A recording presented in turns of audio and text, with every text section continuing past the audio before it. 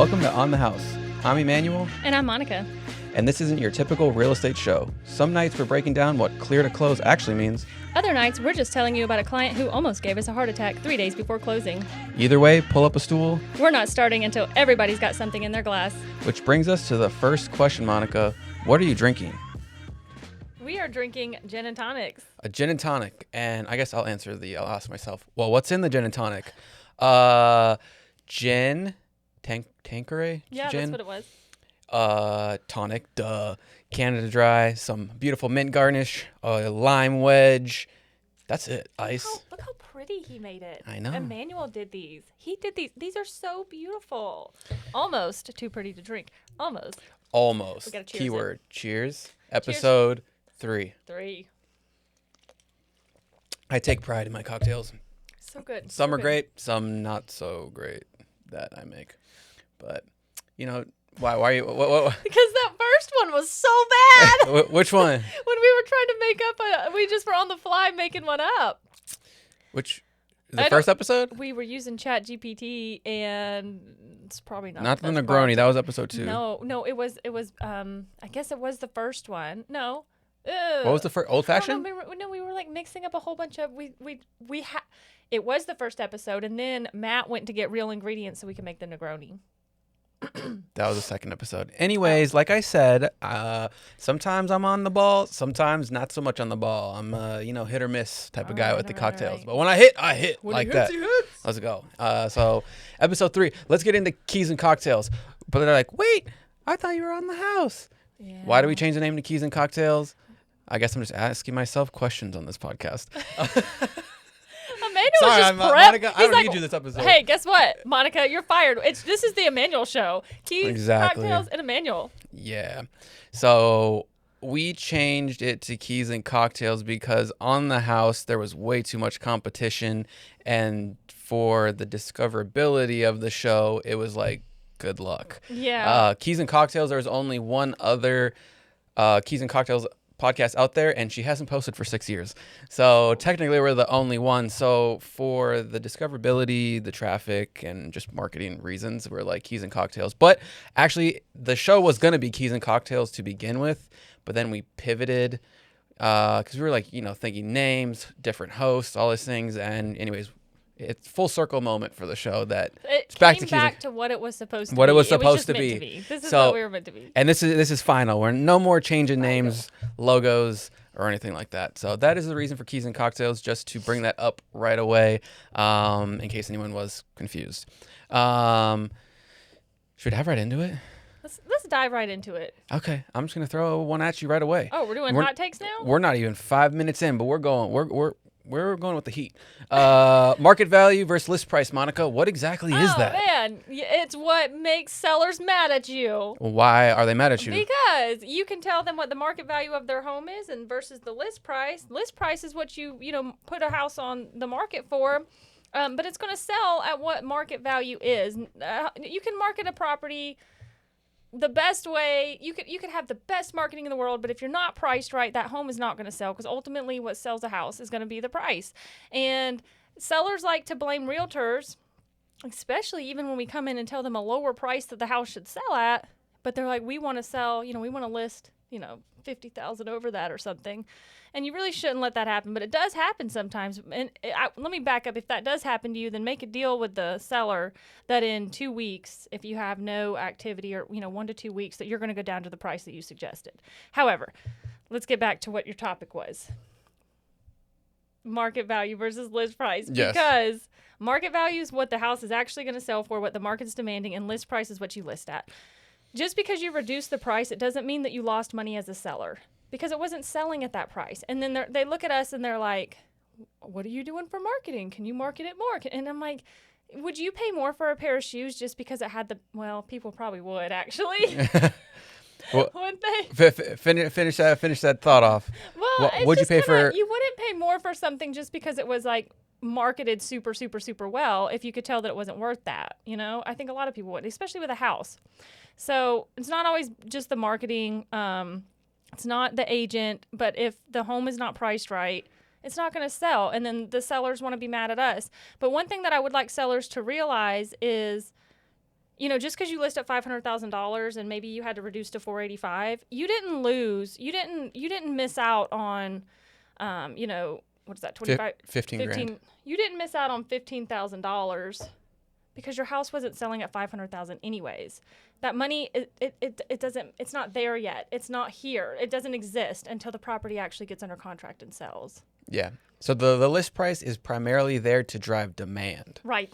It's not this is the final what it's going to sell for. Right, because and you could if you price right under market, a lot of times you'll go over asking and make more Exactly. money. And if you're pricing at say 500 like you're saying, what if someone has their parameters set to 499? Right. They're not going to see your home.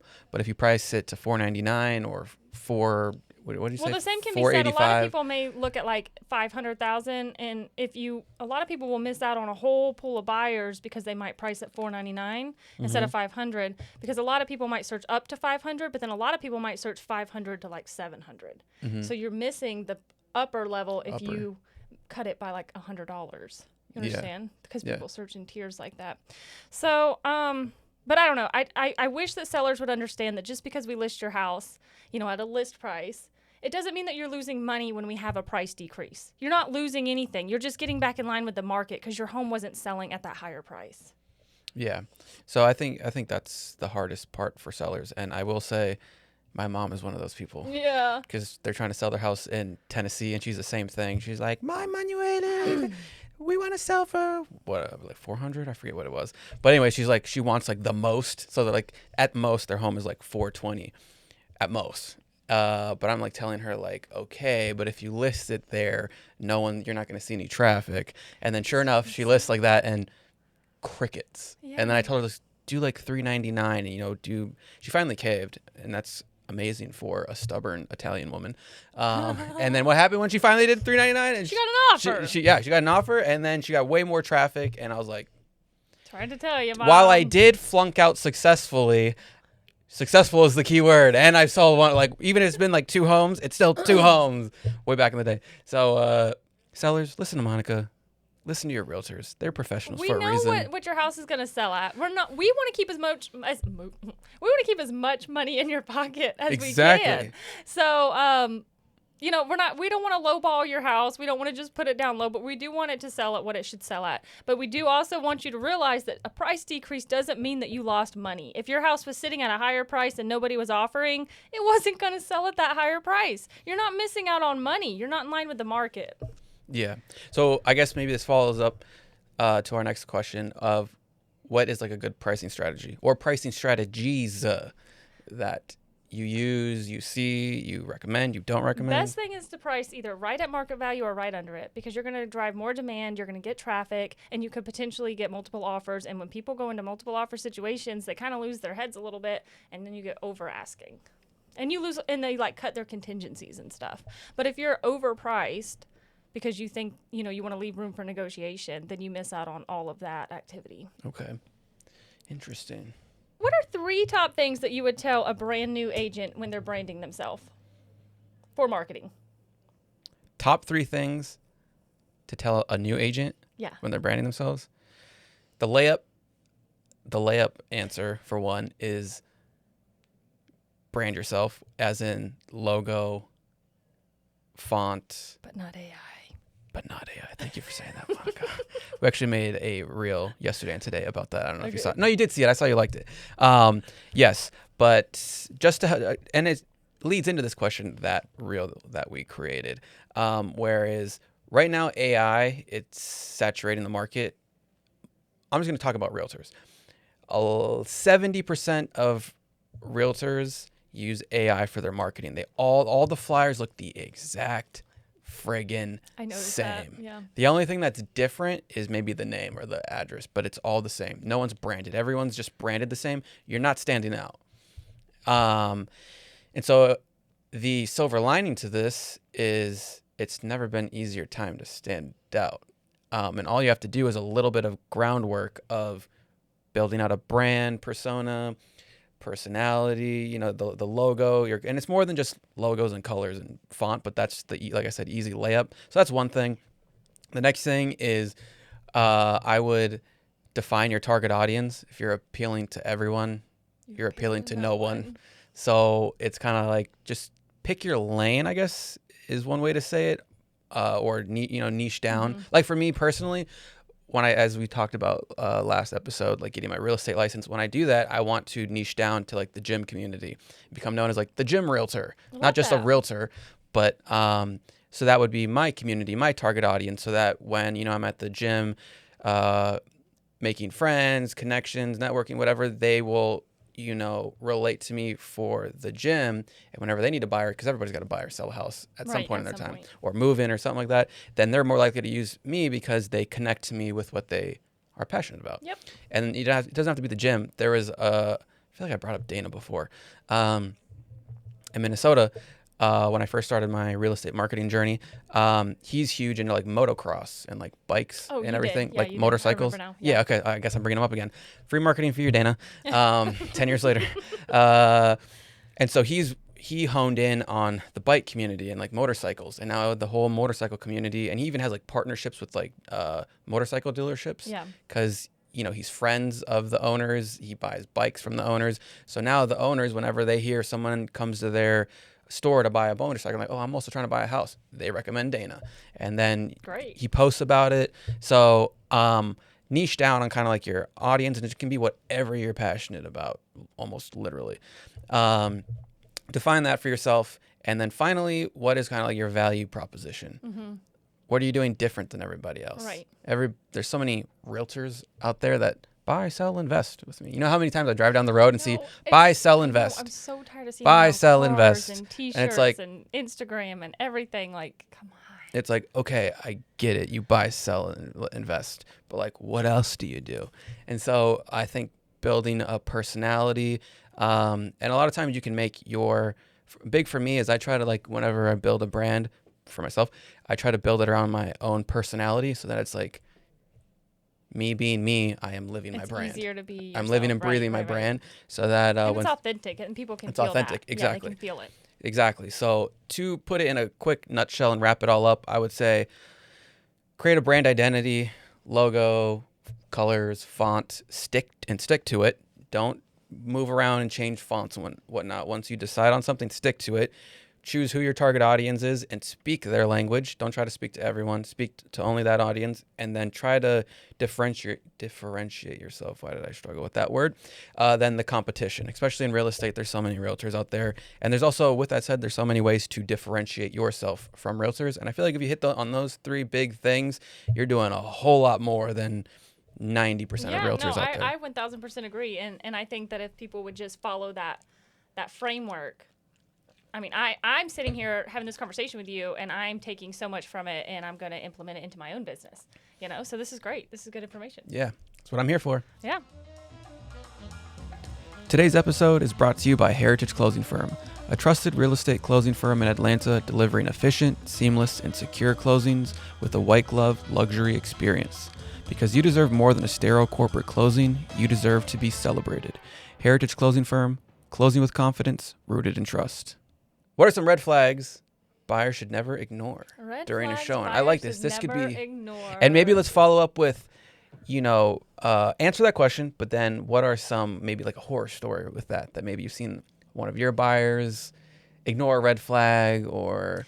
I've seen a lot of crazy houses before. I do like cash offer companies. Like I go out for cash offer companies and stuff, and some of those places are like animal hoarder houses. Yikes. Like you walk in, it just smells like feces and urine. And sometimes it's really sad. Sometimes there'll be like children in the house, and I leave, and I wonder if I should call like DFAX or something, because I feel really bad for those kids.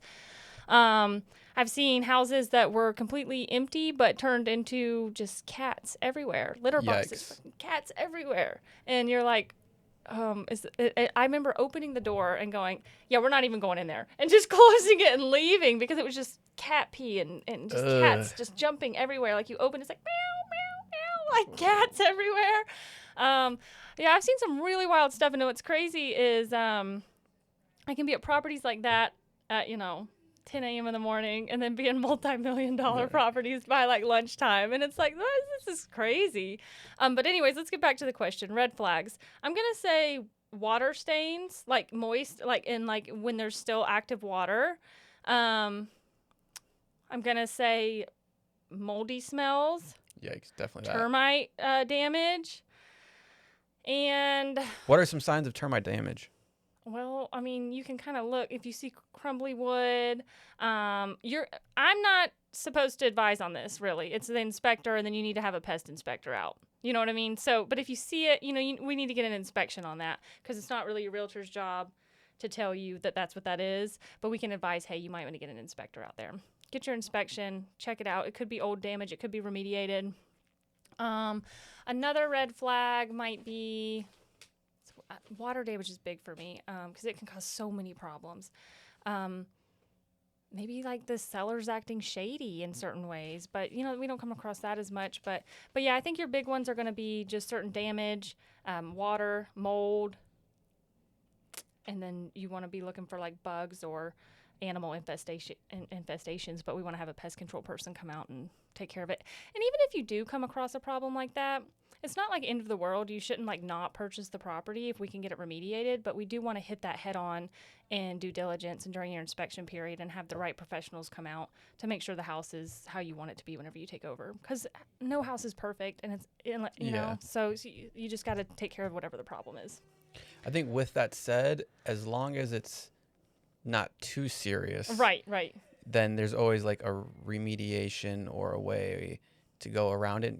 There are some good remediation companies out there, though, and they can fix it up where you would never even know that it was there. Yeah, or even just like a water stand. Granted, I mean, nothing crazy, but like I feel like sometimes a buyer, whoever, like the smallest thing is wrong, like anything is wrong. Oh, yeah, no. And they're like, nope, I'm out. Oh, yeah, no. I'm not like, oh, there's a small water stain, but that's been already repaired. But if it's like still actively wet and actively leaking, then we need to have that fixed. Yeah, exactly. I mean, I didn't mean you. I'm just saying like there's buyers out there, like especially when you're buying a used home, if it's not completely clean slate, it's like I'm moving on. But it's like there's something that are such simple fixes or just they super cheap, like $50, $100, and it's fixed. Yeah. Just like don't let it kill the deal at the same 100%. time. I'm really good at holding it together. And for a while, I had a nickname, but I've tried to shy away from it because I freaking hated what they put me through.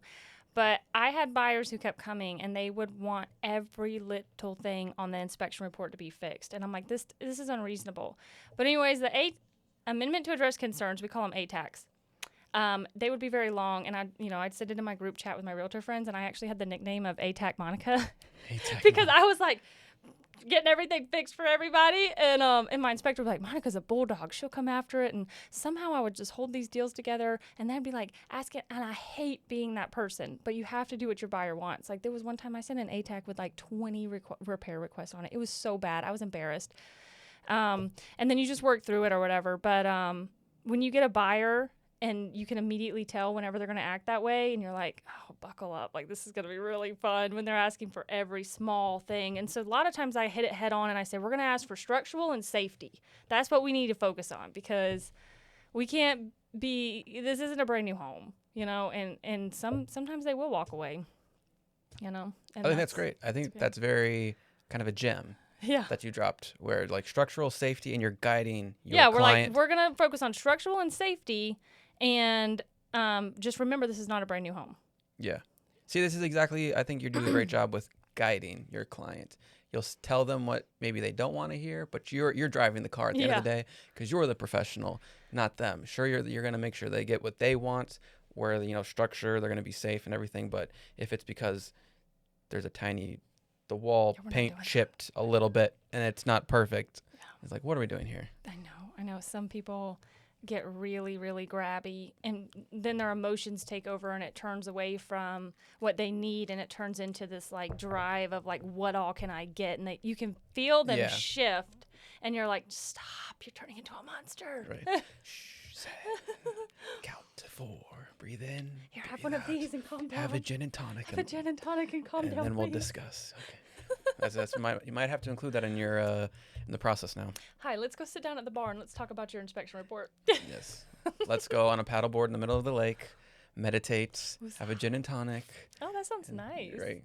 It's still so hot here in Georgia. It's so humid, man. It's so hot. You walk outside, your hair will be looking good. You walk outside and it's just...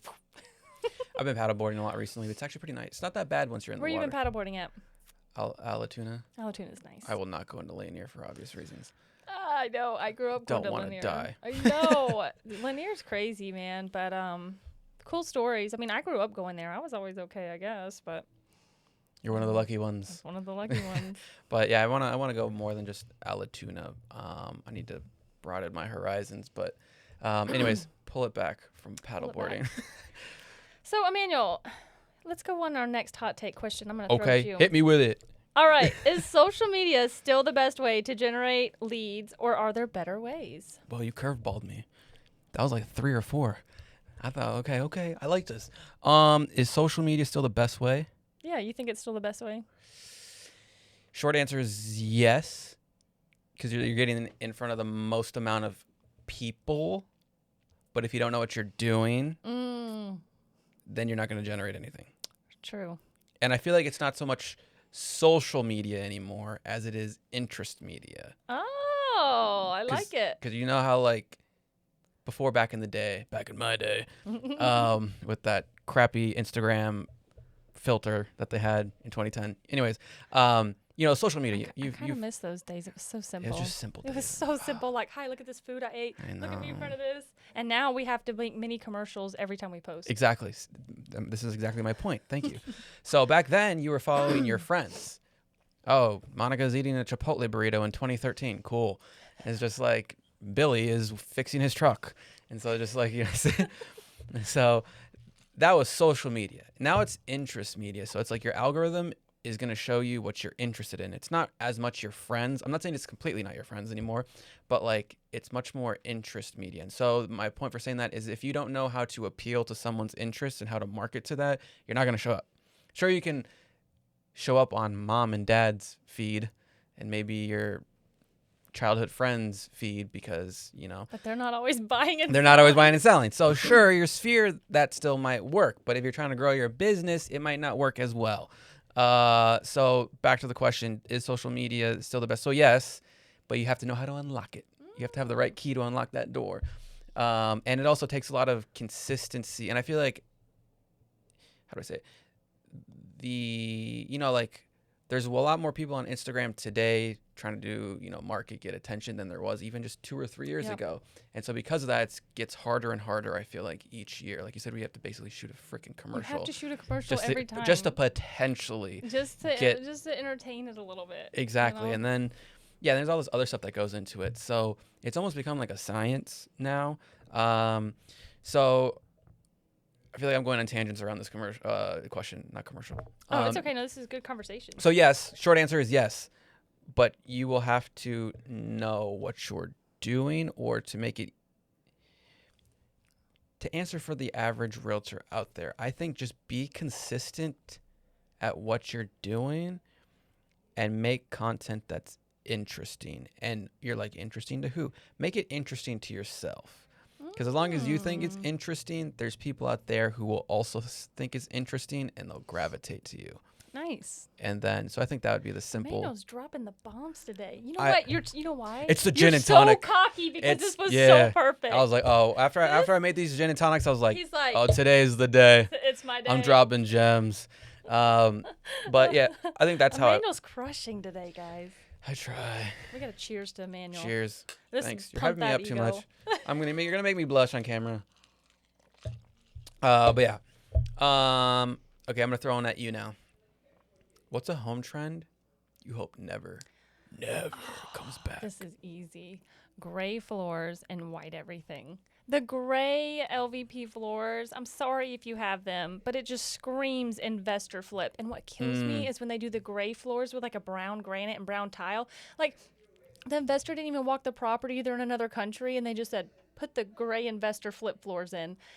I despise the gray floors and then the all white everything. Like I am so happy to see color coming back. I'm so happy to see like this. Yes. I'm happy to see I was gonna say she pointed at dark green, Moody. tufted, I love moody walls. Just for people yeah. listening, they don't see. I love Moody. I love Maximalist. I love color. I at one point had a mustard yellow mid-century couch. It was my first furniture purchase ever because, like I said in the first episode, I grew up in a log cabin and everything was brown, and so I was determined that everything would have color from this point forward. But anyways, so the gray floors and the white everything or the white on white. So glad that's dying out, and I don't want to see that come back. Yeah, I agree. I've always hated like the Millennial gray. Now it's millennial green. Yeah, you know, just but it's it's so cool. cold, corporate, and you want character. Don't you want some Yeah. character and like you said, maximalist and color Yeah. and I don't know. I just like you want, especially like a home. This is an office, which I mean, still very important, but like especially when you're home, you want to feel like cozy. Yes. And white walls and gray floors is It feels not like a hospital. Exactly. I feel Yes. like I'm on my deathbed. I At that point, just know. put a hospital bed. If you're gonna have a home, just put a hospital bed in the Yes. bedroom. It's like that's what that feels like.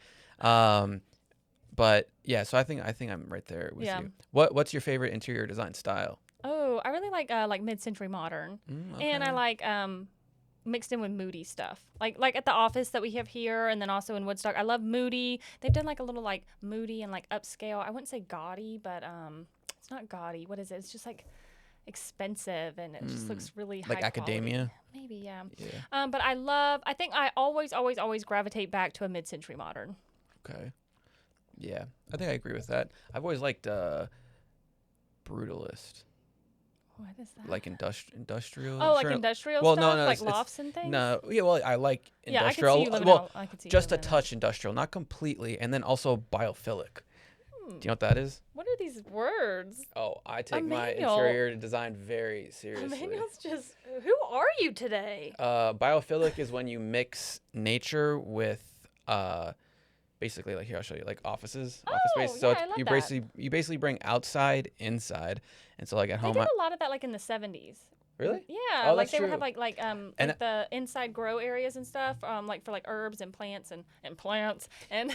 And I love the conversation pits from yes, the 70s. You the know, conversation pits. Yes. so it's like I actually do. So many people fill them. exactly. I like 'em.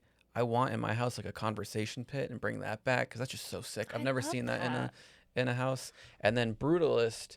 Let me see brutalist. I'm looking this up, everybody. So just give me a quick second, and I'm gonna show Monica. Wait, actually, this is two. So like marrying the two. So it's kind of like Oh, nice. like concrete sounds so bad, but like this. So it's like concrete and plants. That's why I love Atlanta. No, I like it because it's like Talking to your mic. you take the industrial part of it, and then you add the plants for like warmth and color, and Yeah. I love that. Yeah. Like, have you ever driven to downtown Atlanta? And there's this one space or road, and I think it's around Buckhead, but it's like an overpass. So it's like the concrete slabs, but then it has all the ivy and overgrowth that's going on the concrete, and then there's like some graffiti. That is my vibe. I like that. That Is your is vibe? I my- see you there Yeah, now. exactly. Like I can like Put a couch there. Yes. A nice couch, like a tufted couch. Some academia, some interior design pieces, rug. I'll live there. Yep, with a nice like old fashioned in your hand. Old fashioned. Yep. Ah, That's me. That's So him. that's how I explain see my- it. I see yeah. it. I love it. Yes, that's very much you. I love that. Nice. Yeah. So that's me. Monica, I've exhausted your questions. So you have to shoot at me now.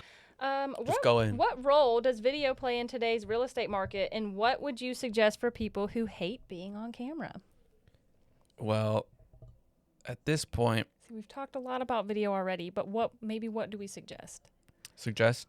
I would just say you just got to do it. That's not going to help anybody. Just do it. Exactly. Can we put the what's his name, Shia LaBeouf? Put that. just on- do Can you it! put that? Can you like put that? Yeah. Do it. So I think just repetition, just practice. Because I'm not gonna lie, I was not very comfortable on camera, and I'm still getting comfortable on camera for certain.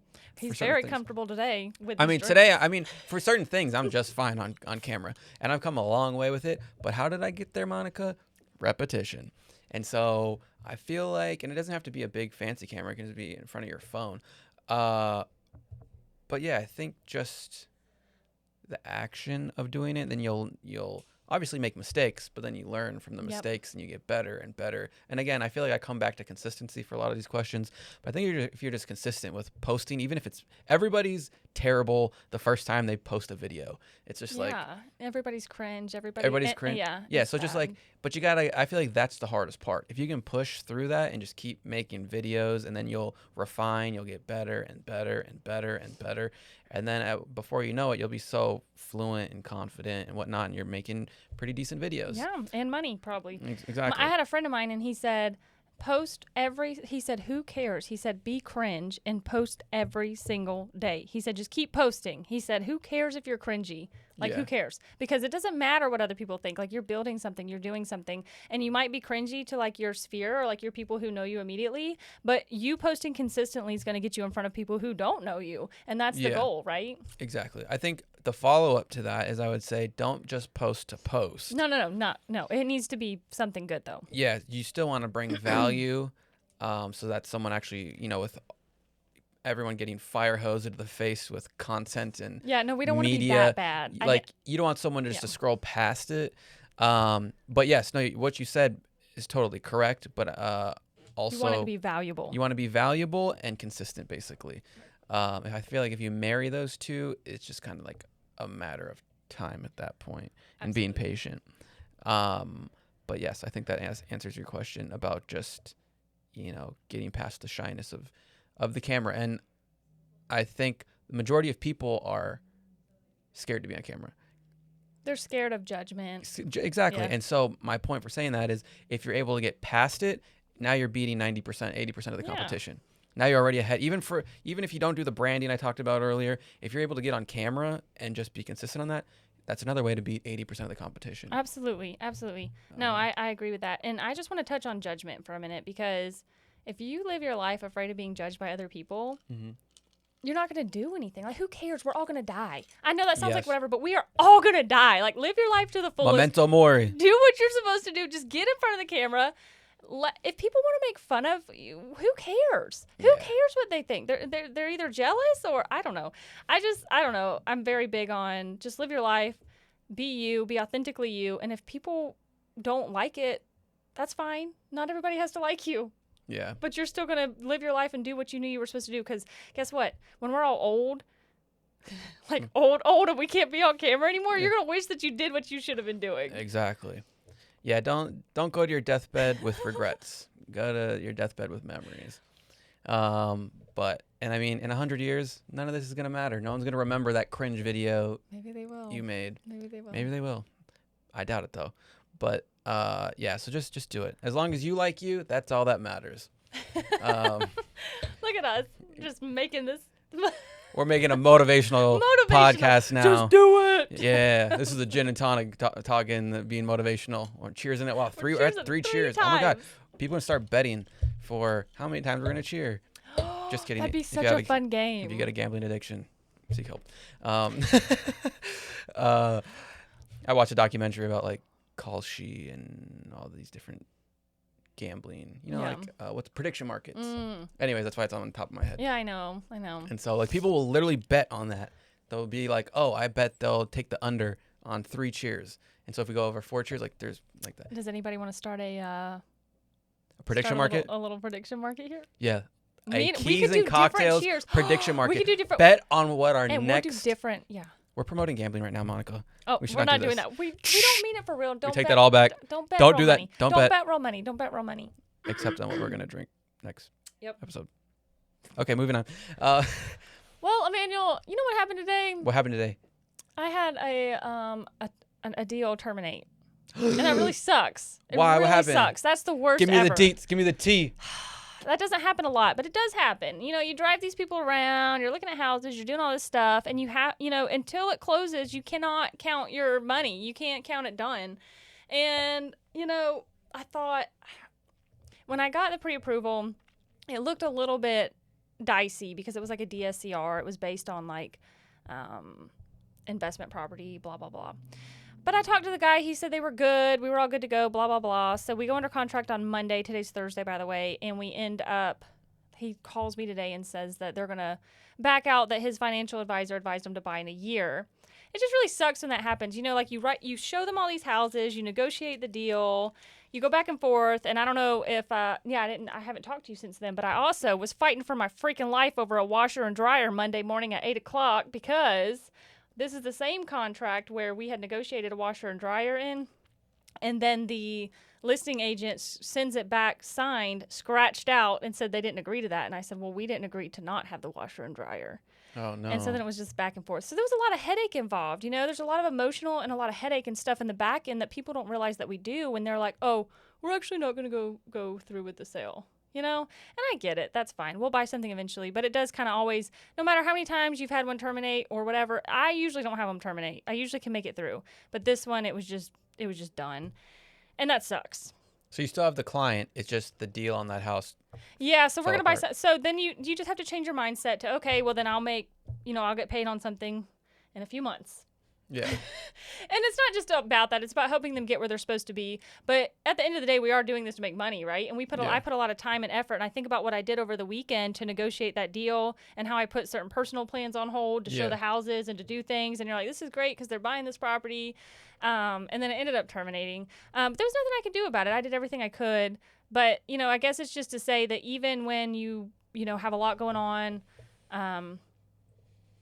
everybody, it happens to all of us. Somebody terminates at some point, but that's the point. You want to stack your pipeline where when they do terminate, it doesn't hurt as bad. Like you're not so desperate for the deal. Yeah. So, at least I have things going on, but even still, you're like, man, that was one. Because then you get back on that hamster wheel I told you, and you got to go back out there and find them another one. Yeah. And then you can just quickly get sucked into the void. Yeah.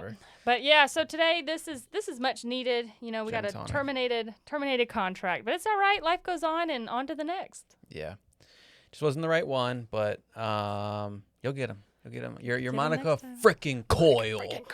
Don't let it get you down. No, I'm not down at all. I'm not down at all. I was like, so you want to terminate? And he said, yeah. And I said, okay, I'll send the termination. I wasn't down. It didn't ruin my day. I was just like, dang, that sucks. Because it does suck. Yeah. Of course it sucks. It's okay to say it sucks, but I know it's not the end of the world. Yeah. And, I'm just moving on to the next. Yeah. And I'll get them next time. Maybe, that's happened before and we end up buying something even more expensive. So maybe that's never know. in the cards. What area was it? Marietta. Good old Marietta. Good old Cobb. Yep. Lassiter District, they're going after that high school. Shout out. Speaking of Marietta, Heritage is opening a location in Cobb. Heck yeah. And Duluth. End of the year. Super excited for it. Except that's probably not true because the amount of times it got pushed back for this was a lot. So I hope it's not the same thing. But yeah, so that's exciting. Just on the topic of Cobb. And I don't think we've really talked about it that much. But, well, episode 3, talking about things going fast, like the year and everything. Episode 3 went like, bam. Episode 3 went like bam because this drink was like bam because Emmanuel crushed it today. It was so good. You crushed it, dude. You know what? I need to be late more often because it made you think and you're like, that's true. I was late today, guys. I was about 30 minutes late and I told Emmanuel it was because of traffic, but it was really because I had to get a new pair of shoes. What? That's why shoes were on your mind earlier. And you're talking about expensive ass shoes and then so that's what it was. It was shoe shopping. All right. Spent a little too much time. All right. The gin and tonic brings out the truth in everyone. It's the truth serum. But it worked out because Emmanuel had extra time and he made this phenomenal, beautiful drink because he had the time. I'm not calling this. This is not a gin and tonic. This is going to be called from now on the truth serum. If I ever want the truth to come out of someone, I'm going to make them a gin and tonic. I'm a terrible liar. Yeah. I'm like, traffic is really bad. Look at my new shoes with the tag still on them. You got some scissors? What are those? That was 10 years ago. I remember that was more Man, than I'm 10 so years old. ago. I'd be saying, what are those? You know what? If we were to just say that to like Gen Z, they're not going to bring Ansley in and say that to her and see how she reacts. She'll say, clock it. Or they say, like, period. Or they say, a big thing is like genuine. Genuinely. Have you heard of that? You have kids? No, but I haven't. It's like, I'm not even trying to say it. It's like me trying to explain mahjong. I'm going to butcher it. All right. I think we are stumbling at the end. I think we had a wonderful time. Though. This was great. This was the most informative. It was informative. It was fun. It was brilliant. I think we meshed. All because I was late because of my shoes. Yes. So, Matt, look at Matt coming out here, staring at us. Yeah, that wraps it up. Episode 3. Thanks for listening to On the House Podcast. If you enjoyed this episode, make sure to subscribe so you're notified whenever we drop a new episode. You can find us on Instagram at MonicaCoyle_realtor and at Heritage Closing Firm. We have new episodes every other Wednesday. And as always, we'll see you for the next round.